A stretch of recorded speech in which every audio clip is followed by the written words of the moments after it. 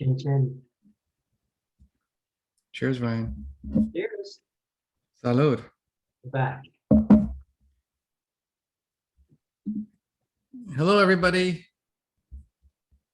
Cheers, Please Lou. What let do us you got? know where you're coming from. I want to know what Lou's drinking. And be sure, Philly. Be sure to change your From New York, we got Lou from Philly. My brother lives in Philly. We got Steve. change your to all panelists and attendees so everyone can see. Singapore. What time is it there? 12 hours, 11 hours, right? Rhode Island. Vancouver, Jupiter, Florida. San Francisco. Perth, Australia. Long Island. Anne Marie, DC. I'm in Alexandria. All right. Happy Canada Day. I know, Cynthia, I'm sorry. I'm slacking. I need to upload the last two. So thank you for Ryan, that. you're like, I don't know what's I'm going falling on. apart, man. Typos and YouTube. Probably drinking too early. From Madrid, Spain. Buenos días, Dani. Or buenas noches. Es muy tarde allí. Es la 1 de la mañana en Madrid, yo creo. Show off. Anyone speak Filipino out there? I hope you've had a good glass of Rioja before this. Hey, Trisha from Texas. That's correct, Cynthia. So we're still missing the last few. So we'll get, this is number 6. So we need to upload the others. I think a few of them are on Facebook, but we'll get all of them up. I need to get the other 2 from Michelle. Hello, Taraj.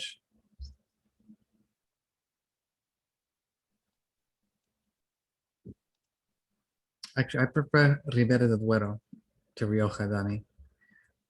I don't know. Maybe that's controversial. Hello, Honolulu.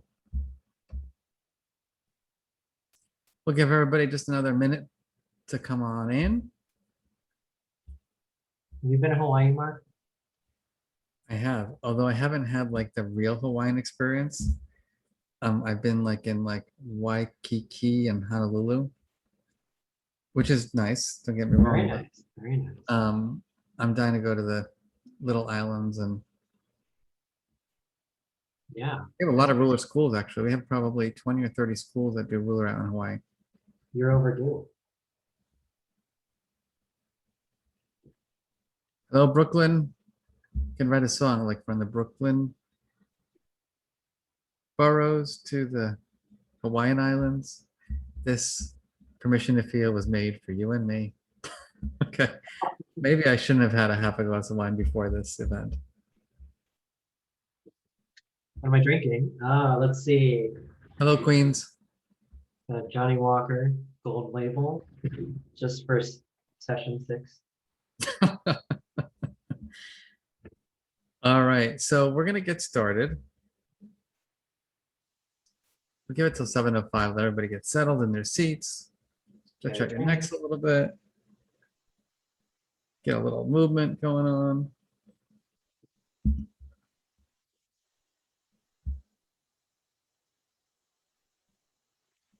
Hello, Melbourne. Oh, you don't know how much I love Melbourne. Catherine, if you ever want to see a school that does the most amazing work with ruler, our approach to teaching emotional intelligence, you have to go to Bendigo. Bendigo. Yes, Bendigo is about an hour and a half from Melbourne, and it's one of the top schools. Yes, you love Girton. Aren't they incredible? Let's get real here. They've done such amazing work. I have so many stories about Bendigo because we did so much work in Bendigo that we did a training for the entire city. I had the bank come to ruler training. I had the coffee shops come to ruler training. I had the dry cleaners come to ruler training. Seriously. That's awesome. All right, enough of Ryan and me because we're boring. We are. All right, boss, all you. Thank you, Ryan. I think you need to get a haircut like mine. I'm overdue. All right. Good afternoon, good evening, good morning, everybody. Session 6. We're going to try to put this all together. But what I really wanted to do tonight was make this more controversial. Listen to me. More conversational. That was like a Freudian slip from. Or controversial. What? What's that, Ryan? Or controversial. Yeah. And really I wanted to get to hear from people out there, like, what are the things about this work, that you want to learn more about? What research do you think we need to do to get more people to take this work seriously? Questions about the applications of emotional intelligence at school, at home, in the workplace. So what we did primarily for this session is we started off with permission to feel, why we need it. Then we moved on to the emotion scientist and judge concept. Then we moved on to the science of emotions and why emotions matter for attention, decisions, relationships, health, performance. Then we talked about the skills of emotional intelligence, recognition, emotion, understanding, labeling, expressing, and regulating. And what I thought we'd do today is talk a little bit more about work in school. And so many of you may have joined because you know of our work in schools across the globe. So Ruler is the approach to social and emotional learning that is in 3,000 schools across the globe. Mostly here in the United States, but also in Mexico. We've got many schools in Australia, in China, in Italy, Spain, England, which is, more than gratifying and exciting, showing in many ways the universality and the interest in this work across the globe. And so, part of the reason why we have this book club is that, spent 25 years of my life developing curriculum to teach in preschools to high schools. A couple of years ago, with two very good friends, three friends, opened a company called OG Life Lab, OJI Life Lab. And so someone had a question around the application to self, and we want to go deeper. My book, as I call it, is the opening act. It's the beginning of your practice. It's the awareness building. It's understanding the science, understanding the principles. And then you got to spend the rest of your life developing these skills, which, as we know, is really hard. And so Ruler is the approach in schools, RULER, which stands for the skills of emotional intelligence. And then OG is the translation of all the work that we've done for companies and people who work in other settings in schools. And so the OG product is 50 modules of emotional intelligence training that is coupled with 5 sessions of coaching, both individual and group coaching. And Ryan, maybe you can just put information about OG in the chat. So if people are interested in learning more, they can just check out the website. I think so. And so,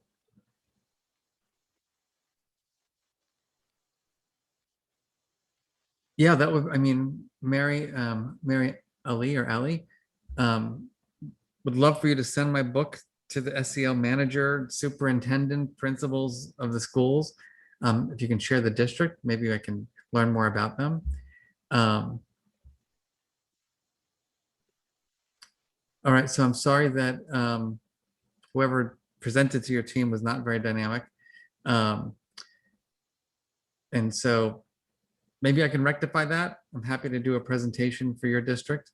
You can send me a private information. You can send me a private chat if you'd like to let me know, what was up. Happy to support you in any way I can. And so let's all take a nice long inhale and a nice long exhale. Take a nice breath in and out.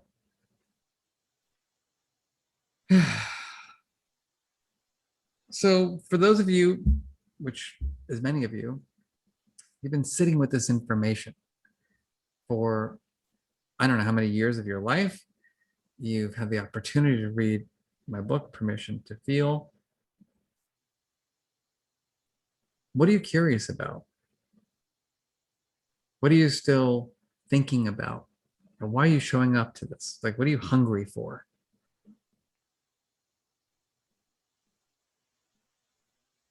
Seriously, like, what do you're coming, at all different times of the evening. I know there's got to be many reasons why you're showing up to this work. And I would love to just be in conversation with you tonight on our last night. What's on your mind? What questions do you have? So research. Right now we're analyzing a lot of different studies. I'm not sure if I shared this with you, but most interestingly to me at present is that the number one hoped for emotion, whether it be in a school or in a corporate setting, is appreciated. And I just find that really interesting that people are striving to feel greater appreciation in their life.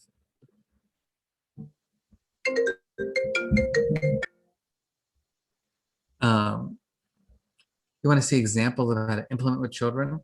I can do that. You want to see a really cool video? How many of you like to see a cool video of ruler in action? Come on, you got to all say yes. Yes. All right, well, your wish is my command.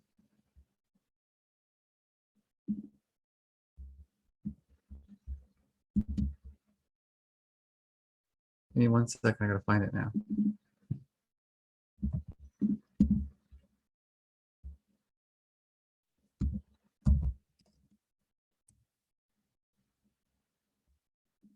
All right. So, one thing I'm going to share with you before I show you the video.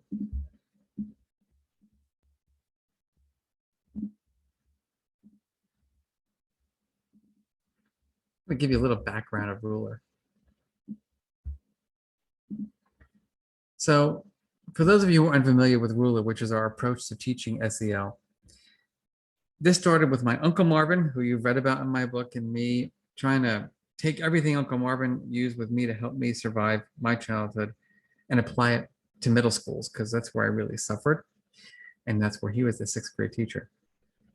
And as I've said in my book, and I've said elsewhere, we failed. We failed because not everybody was Uncle Marvin. And we got so much resistance in our, the late 1990s. We were going out to schools and people would say things like, my job is not to talk to students about my failings. One of my favorite stories, I was in England, I was really young, doing a training at a school there. And literally a teacher at 9 o'clock in the morning, after I'd taken a red eye, arrived in London and got however way I got there, I can't remember, got to this school, showered in the gymnasium, put on my suit, was completely shattered. And now I'm doing a 6-hour training on our program to these schools. First 10 minutes, she looks at me and she was probably in her 70s. And she says, "What's happening here?" I'm like, she's like, "My job is not to talk to my students about my feelings." And so, and then she just walked out of the room. And so I'm standing there thinking, like, what the hell's going on here? And then this other teacher stands up, and his guy was like 6'6". He was like a big guy, cricket player, I find out later on. And he's like, "Sir, do you mind if I say something?" I'm like, "Not at all, go ahead." Wondering what the hell is going to come out of his mouth. And anyhow, what does he say? Interestingly, he goes, "I just want to let you know, before I became a teacher, I actually went to this school. And I have to tell you, she was my teacher." And, it was just like out of a movie. And so I found that everywhere I go, I remember teachers saying things like, "I'm only going to talk about positive feelings. Can we talk about joy and jolly and cheerful?" I'm not talking about feelings like despair, alienation, and anxiety. Like I grew up with anxiety and I can't deal with my own anxiety, and I'm not going to open Pandora's box in my classroom. And so that led to us realizing, okay, we got to do adult development, got to work on those teachers, because the teachers, while they're good-hearted and they all want to be, I mean, everybody who goes into teaching is doing it because they want to help kids. They just didn't have an emotion education. So we said, okay, we're going to go back to teachers. And we worked on tools like the mood meter for them. And then we had greater success. But then the leaders would get in the way, right? And so what do I mean by that? Well, I remember I was in this one school in Connecticut where I live, and the principal of the school, a little arrogant. He was like, all right, everybody, it's time for Mark's presentation. I want everyone in their seats and I want everyone's phones away. Okay. A little off in terms of like setting the tone, but whatever. And then everybody sits down. This principal of the school sits in the front seat with his freaking phone, and he's texting and looking at social media the entire time I'm doing my presentation. And you can't make this stuff up. And I'm looking and I'm like, what the hell is going on here? And so I realized, with many, many different reasons. And then there was another school, and the teacher said to me, you're just here because you're a professor at Yale. And we were told already that we can't do any of this work because it's going to interfere with preparing kids for the state tests. And maybe we can get to your work in Ruler in May after the tests are over. And I'm like, are you kidding me? Like, you want me to stand here and do this all day training? And you're not going to be able to like think about it until like 9 months from now. And so we realized we have to work with leaders. And then I'm just going to share with you what is our theory of change.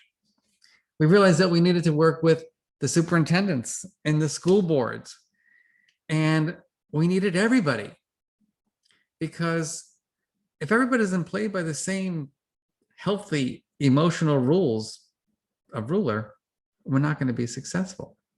So Ruler is about adult professional learning, personal learning. It's school-wide from pre-K to 12, online platform and coaching support. We do teach people how to monitor and evaluate. Everybody gets involved in the training. And then think about this. There are 4 kind of domains of development. And this applies, by the way, whether you're a Fortune 100 company, a home, a school, anywhere. 1, everybody's got to work on their mindsets. Like, do you believe in your heart of hearts that people should have the permission to feel? 2, you got to work on those skills. You got to develop those perception skills, that self-awareness, that social awareness, that regulation skill. 3rd, it's not just about you. It's about the culture and climate. So just to give you an example from like the real world of why that matters. So from my book, I had terrible abuse in my childhood. I was bullied horrifically. And while my parents were not emotionally intelligent themselves in teaching me the skills, God bless them, they put me into a therapist when I was about 11 years old, when I disclosed my abuse. But unfortunately, right, I went back home to a place where my parents were yelling and screaming all the time. My mother was complaining of having her breakdowns all the time. My father was telling me to toughen up all the time and angry all the time. And then I went to school where I was continuously bullied. And so I share this with you because you can't expect real change to happen in a home, in a school, or in a workplace unless everybody's developing their skills, right? It's going to be systemic. Because think about it. I mean, 1 hour a week with my therapist playing ping pong, talking about my feelings. I think the therapist was amazing. I still remember him.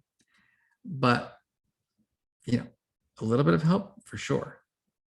But family context, school context, sports. And then I went to the boys club. I was quite overweight and had difficulty with sports. And I wanted to like try it out. And I went to the boys and girls club and I tried out for the swim team. And of course, because of, being out of shape, I wasn't able to like do the laps in order to, get chosen for a team. Completely fell apart. Did anybody apply that really well? No. The counselors, the OST workers, they didn't know what to say or do. And so systems, right? Our school climates, our home climates, our outside of school time climates. And then finally, I mean, I'm going to just, I don't want to be political in this at all, but we have to, realize that if we're as a country willing to separate children from their parents at borders and detain children in horrific conditions, then we don't really care about child development. I'm just going to put it out there. I don't care what politics you are interested in. And this is apolitical. This is purely understanding children's healthy development. It is traumatizing to separate children from their families and detain them in these ways. And so if we have a country that allows for this, then how the heck are we expecting people to believe that how children feel matters? Does that resonate with everybody? And so this is not about me, Marc Brackett, or you as an individual, right? This is about thinking about infusing these principles of emotional intelligence into the immune system of our country, of our world. And that's the mission. That's why, just so you all know, you were all the emotion revolutionaries, and I'm counting on all of you to support this mission of creating an emotion revolution. So while we may finalize our book club tonight, the work is ongoing for all of us. So questions about this, about the theory of change? Any questions about this kind of general theory of change? Deidre, it's great to see you. I miss you. I'm coming to Shaker Heights. It's been like a decade.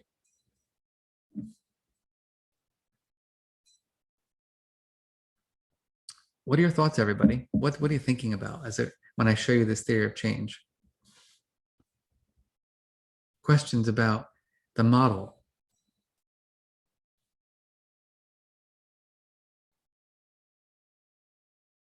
How on earth do we measure the impact of ruler? So, Taraj, what we do is a number of things. We do randomized controlled trials where we randomly assign schools to go through ruler training and then the control groups, and we track schools by measuring teacher stress, teacher burnout. We do videotaped analysis of classrooms, track student grades, and then we show with monitoring implementation that the impact, right, and the shift is greater for schools that have the ruler training versus not. What's important, I think, for companies and for schools to think about is not just like outcomes. Everybody's obsessed with outcomes. Like, I want greater well-being, and I'm going to just like, we're going to do this ruler thing and we're going to get these outcomes. But we have to think about the implementation, fidelity, right? Like, are you doing the work? Are you actually doing the work? And so, like, for example, just so you know, I have a personal vision of making Connecticut the first emotionally intelligent state. So Department of Education, legislators, change maker, teacher unions, superintendents, different cooperative learning centers, secondary schools, everybody. We're trying to get everybody on the bus.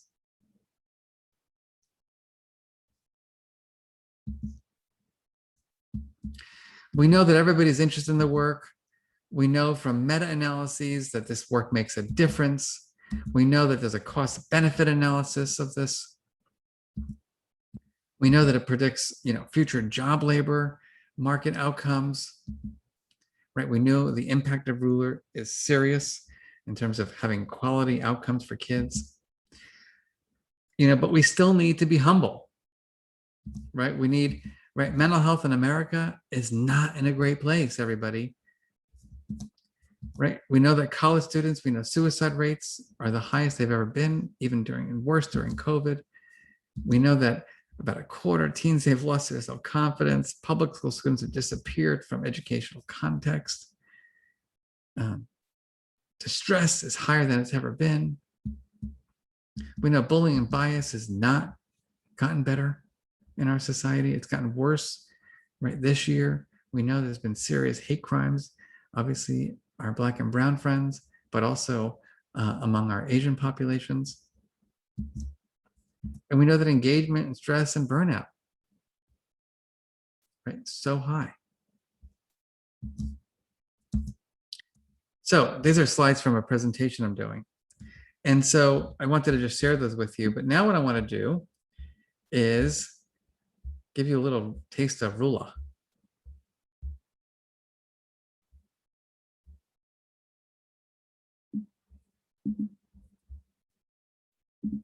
So as I said before, adult learning, student learning, OST, content for families, adult professional learning, classroom curricula from early childhood to elementary school, units using understanding by design framework that are aligned with standards, middle school and high school having students have a voice in what they're learning and become part of the process. And there are these tools for Ruler. So the charter. Remember what I said, that people want to feel appreciated? Well, in schools that do Ruler, we say too many rules, not enough feelings. So the charter is our core tool in helping people think about, how do you want to feel? Like literally, how do you want to feel working in this school as an adult? How do you want to feel in this classroom as a kid? And then what does that look like? Right? So from supportive to positive to appreciative to successful. These are cool charter champions in schools tracking the emotions across classrooms. Understanding that the mood meter helps us build those skills of emotional intelligence, that it's not just about the words, it's about understanding how these emotions influence all aspects of our lives. So I'm going to stop screening for a minute so I can optimize.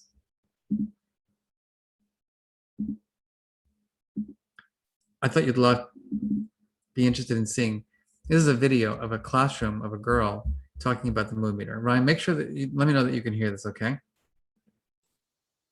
Go ahead. Action. My heart is split in four, one for each color, each mood that I go through.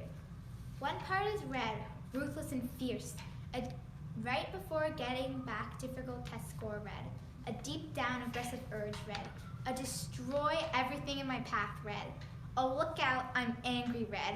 The other fourth is a sunshiny yellow, a kind that makes you feel like you're somebody, the kind that you get at your birthday party yellow, the hopping up and down yellow, the shining in the spotlight yellow, the snow day Friday yellow. Another side is peaceful green, a read a book in bed type of green, a listening to my favorite song green, a relaxing, bubbly hot tub green, a green that makes me feel calm and blissful. My last side is the blue, the no one likes you blue, the what's the point of life blue, the blue with tears and hugs, the hopeless dreams kind of blue. The parts make me who I am. Every day, whether I'm happy, sad, zen, or mad, I know inside I'm rainbow.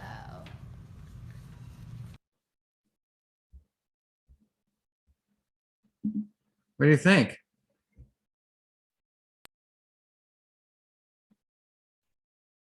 She's in fourth grade. Fourth grade.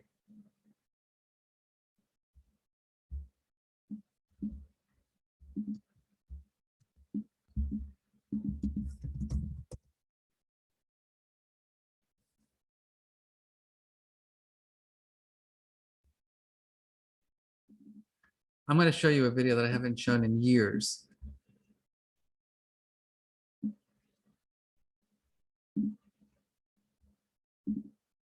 You've inspired me.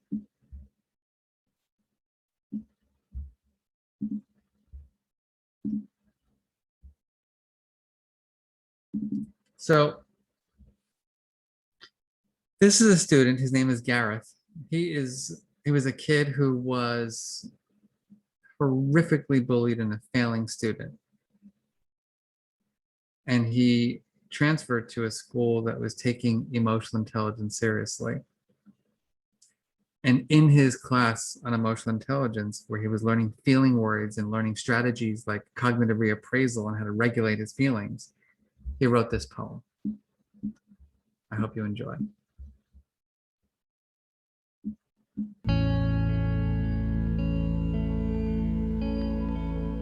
You're ugly. I know, I have been told this. You're silly. I know, I have realized this.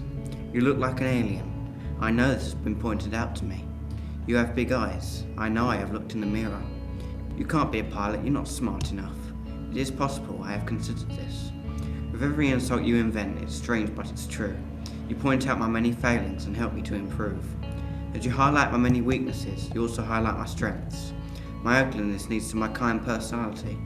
My silliness brings laughter to the world. Our resemblance to movie aliens only highlights my intelligence. My big eyes portray my feelings and widen my view. I may not make it as a pilot, but I could be. You see, every insult you invent gives me a view into your mind. And though I have many problems, I feel sorry for you. Why, oh why, do I feel sorry for you? Because your mind cannot break free. The wall of insults you build limits your mind and feelings. So soon if you don't stop, you'll turn inhuman and have the biggest problem of all, loneliness. Think about it.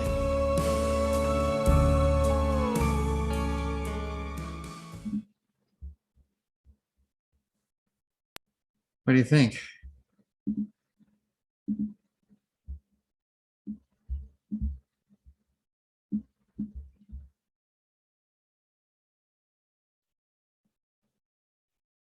Pretty incredible, isn't it?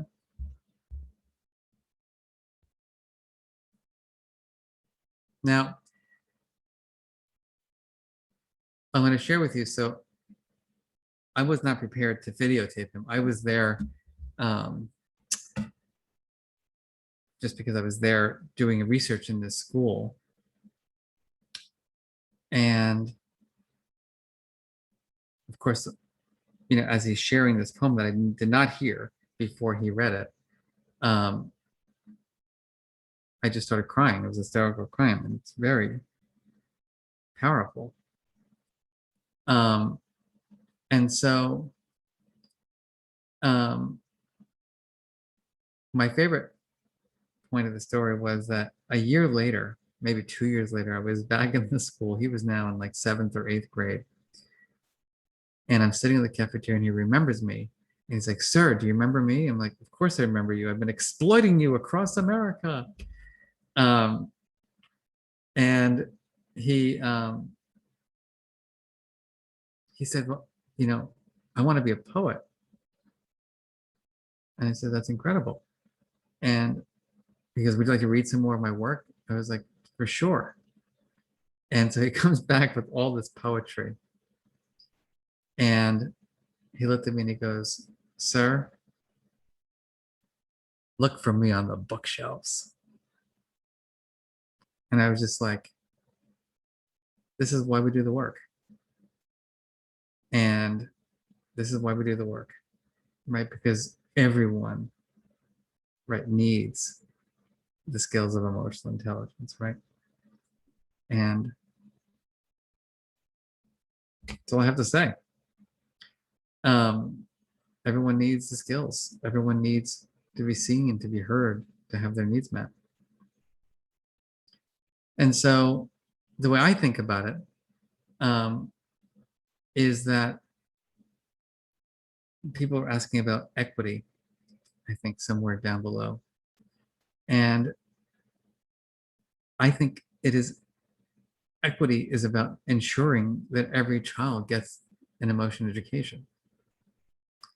And so that's the work we have to do to make sure this happens, because I can tell you endless stories of my travels across the world, like that school in Australia that we were talking about earlier, where I met students who have been doing this work for 3, 4, 5, 6, 7, 10 years.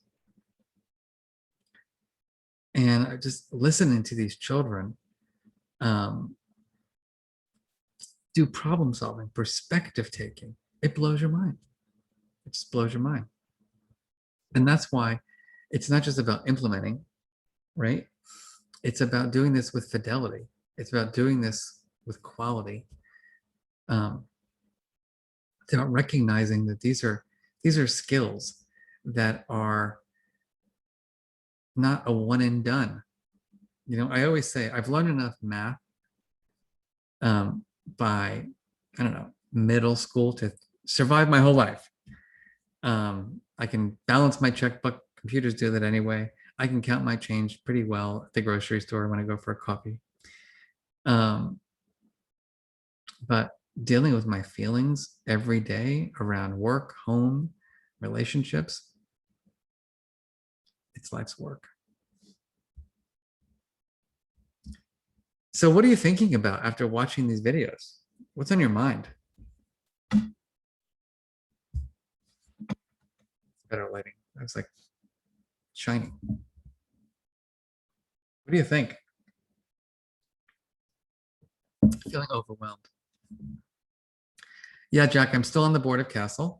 So CASEL is, think of it as like the consumer reports for the field of social and emotional learning. So we're thinking about policy. We're thinking about how to do, you know, make this a permanent part of education.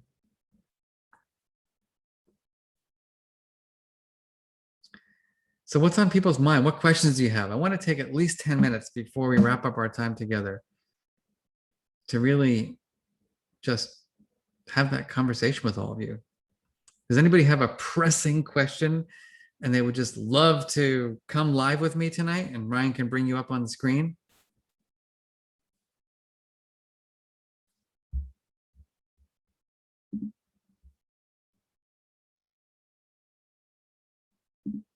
Anyone? Just don't feel like writing your question. You feel like just asking. Let's say Scott Mesh raised his hand. Scott, I know Scott. You know Scott? All right. I And do. then we have Ann after, so Scott and then Ann. Hang on one second. Let's bring Scott Let's on. bring Scott on. Scott and I have worked together. I've been invited to his conferences for many, many years presenting. Very cool. Here we go. If it's the same Scott Mesh, which I'm sure it is. Yeah, I don't think there's too many Scott Meshes around. Good to see you, Scott. It's a burden, but somebody has to bear it. What can I tell you? Yeah, no, I mean, Mark, I just, yeah, I mean, we've worked together for a long time, and, you know, I just think this work is really crucial as like the bedrock of good relationships and the foundation for a positive society. So my question, I mean, you know this because I've talked with you before, but, you know, really, how can we get this work everywhere and make it required in schools? You know, like reading, writing, arithmetic, and reading more. emotions. Yeah, I appreciate that. You know, it's hard to make something mandatory.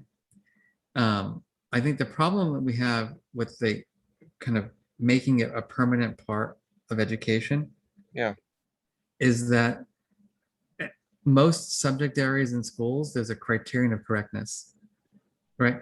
We can assess, did the kid get the math right, algebra, trigonometry, whatever the heck it is, you know, fractions. But with emotional intelligence, there's no correct or incorrect, right? Because, you know, if I remember correctly, you know, you're a diverse family with different cultural backgrounds. And so like what might be right for you, and, you know, I'm an erotic Jewish guy from Jersey, you know, what I think is best for me to support me in managing my mishigas, right? Someone else doesn't even know the word mishigas, right? So, and they don't relate to that concept. And so it's not like there's no right or wrong. It's all of us becoming these compassionate emotion scientists, right? That are helping children and ourselves discover what works best for us in a very diverse society, have the strategies to support us in having wellness, building good relationships, you know, achieving our goals. So I think if we can fix our education system to get away from, there has to be an assessment for every freaking thing that we teach as an outcome. we can certainly do the process stuff, but to always try to have like a test for achievement for every grade level for emotional intelligence, I think that's the wrong way to go. Yeah, so I feel, I mean, I don't think we should have like the right way to go and you have to pass this score, all that. I mean, we have, health education, but do people have to get a test in order to do that? I mean, I don't know.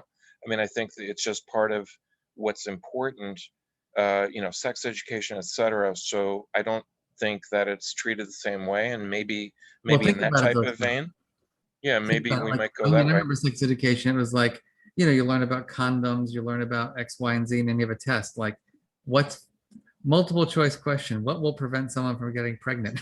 But Maybe. I'm not sure that changes actual behavior among adolescents who are drinking alcohol, right? And so, like, the knowledge piece of this work is kind of the easy piece. And that's the other really kind of hard thing about emotional Yeah. intelligence, right? Is like, that seems like a virtual background, but right, if you were really sitting at the beach or at a park, right, it's like you're relaxing with your family, like whatever, emotional intelligence, it's there, it's here. Yeah. As soon as someone like makes fun of you, right, as soon as someone spits on you, as soon as someone pushes you, right, all of a sudden you got all these feelings and you got to defend yourself and you got to be able to communicate to that person what's right, what's wrong, like how to navigate. And I think that we don't get to that implementation ever in this work. Well, I don't want to derail you from the clinical. However, if there's any weirdos like me on the call that are interested in like pushing this, because I feel like this is the basis. What about the, school shootings, all this? I mean, this is what makes the world go round, having better relationships. So, Couldn't agree more. hey, And like, you're an early childhood guy. yeah, Please, Scott, I want to talk with you about that because we want to give Ruler away in preschools around the yeah, world. So if you want to help us do that, absolutely. I'm going to follow up with you. And somebody asked about the background, you mentioned it. So no, it's not the actual background. It's Kyoto, Japan.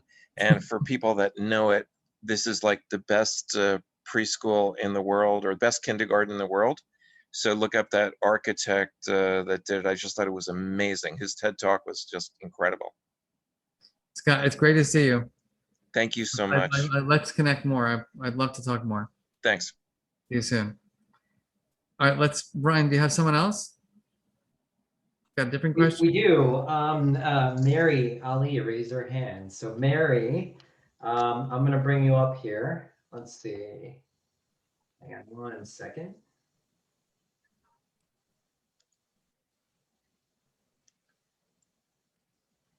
Mary should be joining us shortly.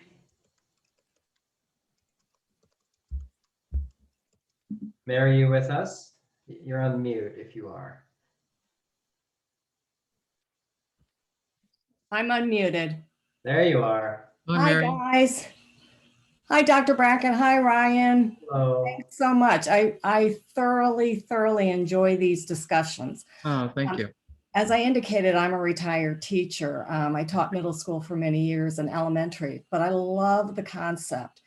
And Where are I'm you going based, by the way? to send the book to my superintendent SEL manager. Cool. Where are you located? I'm in Jupiter, Florida. It's the school district of Palm Beach County. So it's the northern part of the county. I know Palm Beach County. I think we might have talked with them at one point. You may have, because the paper indicated this past weekend that they're working with CASEL, and I'm not sure to what extent. But, a lot of it is mishmash. They don't have like one. I mean, many of the schools implement, their own thing. Yeah. But how do you get, you got to go to the upper echelon, I'm really sure. But how do you get and convince these people that, Ruler is something that they really need to look at? Because it could be implemented. It could be integrated throughout the whole curriculum. It doesn't have to be a segment. No. Is what they're looking at. Oh, we're going to have pride or, pride talks for 15 minutes. Well, that's just something that they've mandated. And teachers are frustrated and fed up. They don't want to do this anymore. They want things that will work. Do you know what I mean?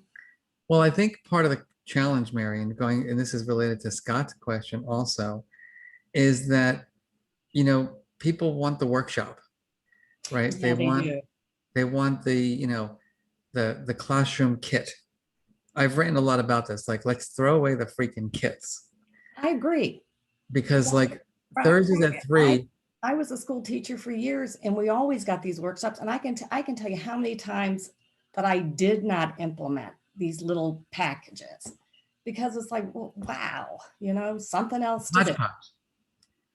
You don't want hodgepodge. We're talking about children's healthy development. Yes, So if you take a hodgepodge approach and like, oh, we're talking about empathy in 3rd grade, in March, and then you never talk about empathy again, and then exactly. anger management in 5th grade, and then it's like, but I've been having trouble with my anger for 25 years. Exactly. So So that, well, I'm Mary, like, I'd love to work in Palm Beach County. So get us in touch with your superintendent. I'm trying to send you the information, Awesome. and I'll do my best. Thank you, Mary. I'm your #1 emotion scientist here in the county. You're an emotion scientist. You're an emotion revolutionary. Get out there on the streets with your mood meter posters. That's right. Thank you. Lovely to hear you. Talk to you. Thank you, Dr. Brackett and Ryan. Thank you. Anyone else, Ryan, in the Yeah, queue? you've got a few. Let's see. We've got Brianna Bruns or Bruns. Cool. BRUNS. All right, Brianna, give me 1 second here. We're gonna get you on. Okay, here we go. Brianna should be joining us shortly. Hi, everyone. Hey, Hello. Brianna, how are you? I'm good. Thank you. How are you guys? We're doing well. So my question is quite similar to the previous questions. Scott mentioned, for me, it comes around accessibility, and I'm working in like child and youth care counseling, and that field of work is usually tailored to communities and working with individuals that aren't necessarily going to the schools that are able to afford, these workshops or these trainings and stuff. And so my question, I put it in one of the chats, and I might have missed this, but just wondering if there's sort of individual facilitator trainings where you can become accredited in a way that if I end up working at a community center with kids working in those spaces, where I can naturally implement those skills and be qualified to do so. Oh, sorry guys, if you can hear that, I'm in Vancouver, so there's always commotion happening in the city. Don't worry about it. Close the window. Love Vancouver. We work with many schools in Vancouver as well. Yeah. And so my question is around getting maybe qualified as an individual so that I can take those tools and all the incredible work that you and your team have done and be able to bring it with me no matter where I go, not just it be, in a school specific, which is just as great, but as an individual that may be working even with, when I'm working with a child or a youth and their family combined, how is it that I can maybe bring those tools in a way it certifies me, it's got some credibility to it, so I can do it in a naturally organic way as it comes up, so that, like you guys are saying, it's not just a kit, we focus on it at one point and we never revisit it. It can be something that continually gets implemented or brought in. It's something, we've toyed with. The challenge is that with Ruler, there's so much ongoing development with it that we've struggled with certifying people who are just outside consultants, because we want to make sure there's follow through and there's ongoing development. But everybody, we've been getting a lot of inquiries about that, and I have a good friend who teaches a course at the business school on this work, and we've been toying with the idea of putting together something like that. So probably not this year, but right now, Ruler training is strictly for school personnel, like a director of SEL, and then they can bring it to their site. And then we have our OG, which is for the workplace. But let me, you brought that front incentive for me to think more about. So thank you. Awesome. I just wanted to ask a quick question in terms Sure. to kind of make shift until maybe potentially that day comes. If, for example, I'm working with an organization, then you would suggest I request that they go through the OG. If it's a company, yes. If it's a school, then they would go to Ruler. And for those of you who don't know a lot about Ruler, you just go to rulerapproach.org. Yeah, perfect. All right. Thank you so much. Thank you, Brianna. Nice to meet you. You as well. Let's do one more, Ryan. All right, we have Greg Sherwin. So Greg, hang on 1 second.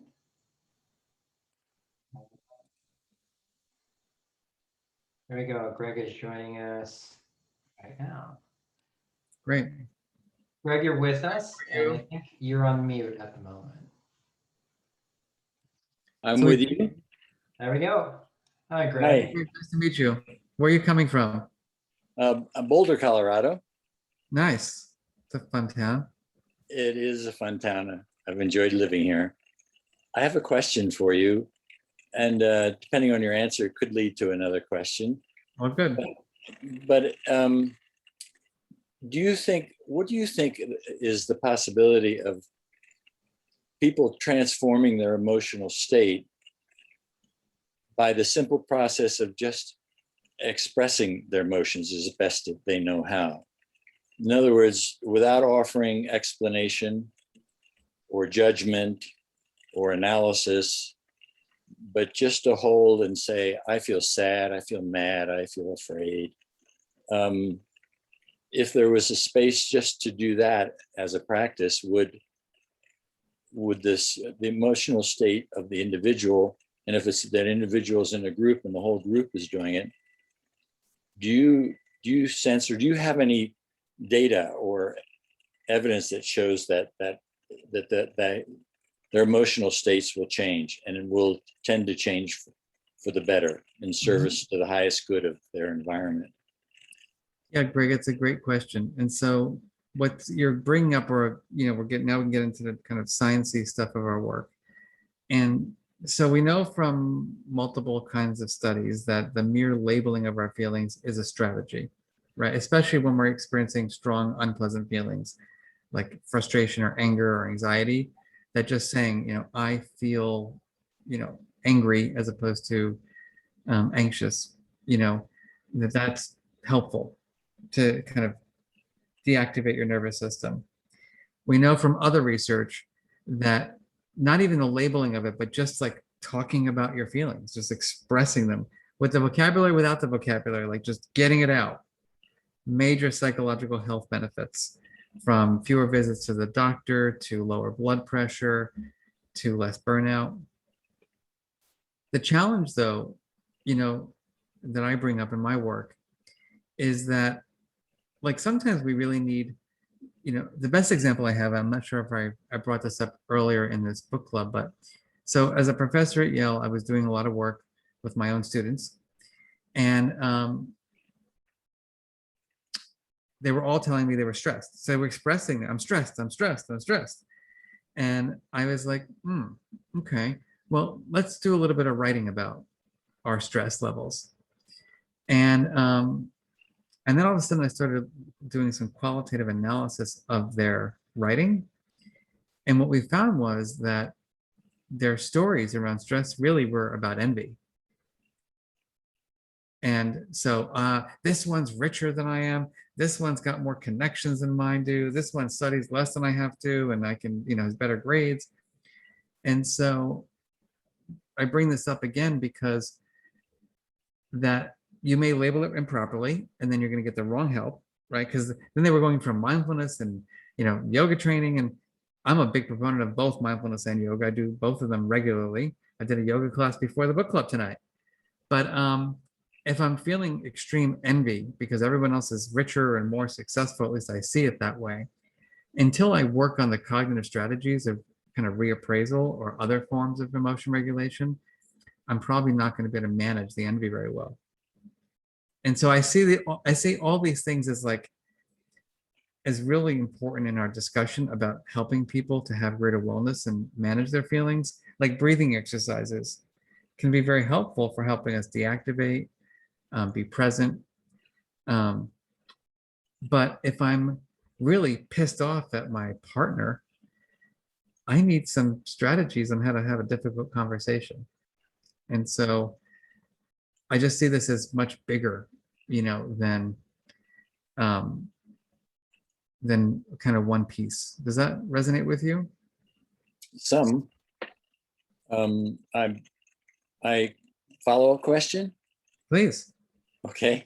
In thinking about any kind of group of people together in a business environment, in a classroom, the focus is always on what they need to do to have a result that they want individually and collectively. So it's a do-have focus. Mhm. And yet the human beings, the being focus often doesn't get any attention. And I'm wondering why I asked the first question is that it seems like the quickest thing to get emotions into those environments is for people to find a safe way for people to just share their emotions without an analysis, without explanation, with either being asked of them or them feeling like they have to explain themselves. Sure.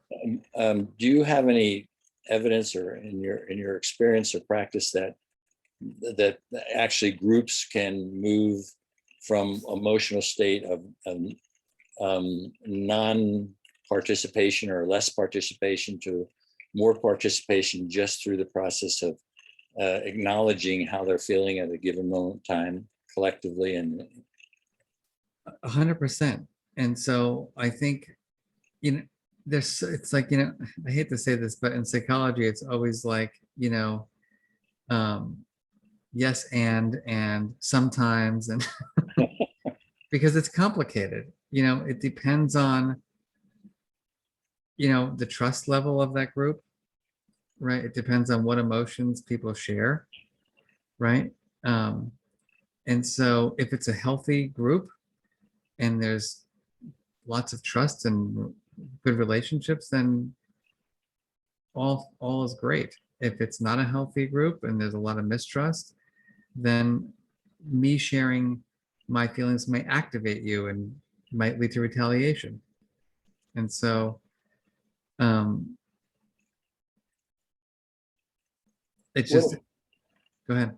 Okay, what if people could just share their feelings anonymously and only see the group result, collective average, or feelings like that, so that they feel safe? They can say how they feel without the explanation or the judgments or the. Yeah, we do that a lot. We have our mood meter tool and allows people to do that actually. So you can just look at, like, we have 100 people in this group or in this presentation or this meeting, or 50 people, like, let's all plot anonymously and just see where people are at. But again, so I would say for that, right, it would depend on the goal of the meeting. Like if I'm a boss and I'm doing this group check-in with my team, and we've got like deadlines, or we've got to do some like brainstorming, or we've got to come to agreement about something. And I'm noticing like a lot of people are in the blue, on the mood meter, feeling down or disappointed or hopeless, or people are really energized because it's like the day before a break. I might have to be strategic about, unpacking those feelings and moving people to a place that will best support like the goals of that meeting. So Will people move if they can safely share their feelings, and maybe it just takes a minute out of the group's time? Does that just in itself, without understanding, without explanation or rationales, does that start to transform, getting back to my first question, the level of engagement possibility of the individuals in that group to being more engaged from where they were? Again, it can, depending on which emotions are being shared. Like if everybody's activated and irritated and everybody's sharing that, it might make the whole group fall apart, because unless people have that self-regulation ability, it could fall apart. And that's like, again, like good facilitation. So Greg, really, really good questions. I could talk to you all night, actually. And I wish there's no right or wrong answers to any of these questions, right? It's like, it's about the way I think about emotions and emotion management is like, it's a person by environment, by emotion, by context, right? Kind of this complex interaction. And so, no matter what, having the permission to feel and express your feelings is a really important piece of the whole thing. Well, if I can add, we've been creating a way to do a 1-minute check-in called insidefeedback.com.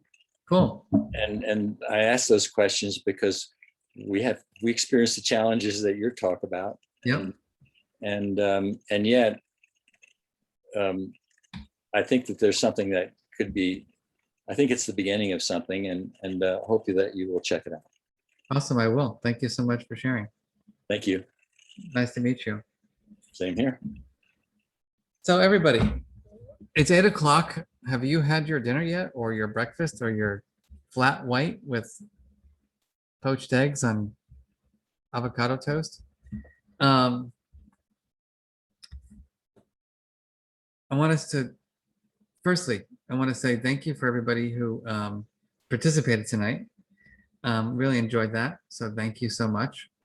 I want to thank Ryan for being the bestest support person for this work. So thank you, Ryan, so much for everything.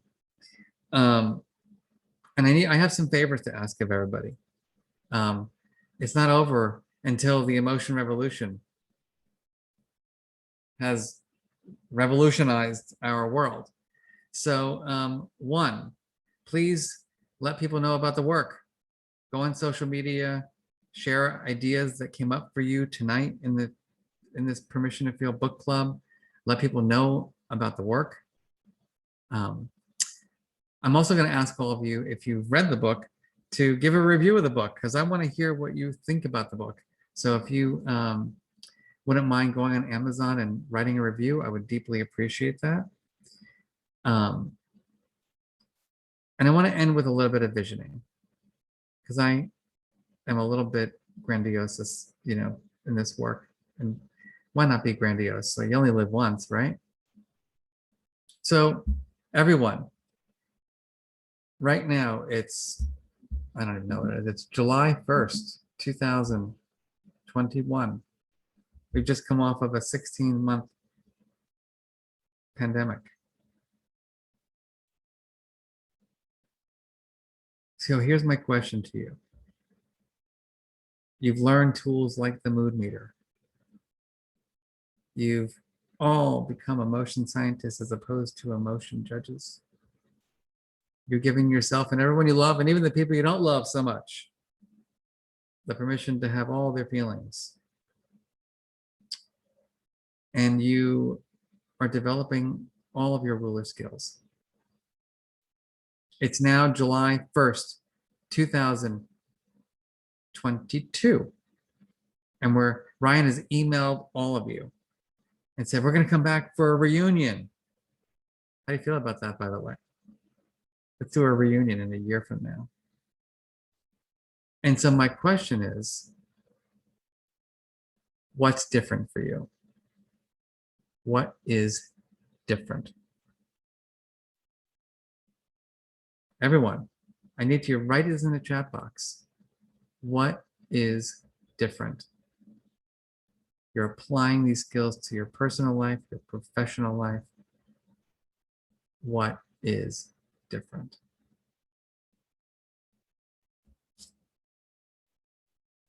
You're seeing permission to feel all around you.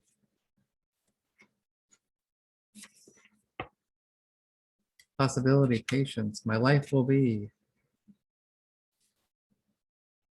more equipped to teach it. Bigger vocabulary, more authentic relationships. self-awareness.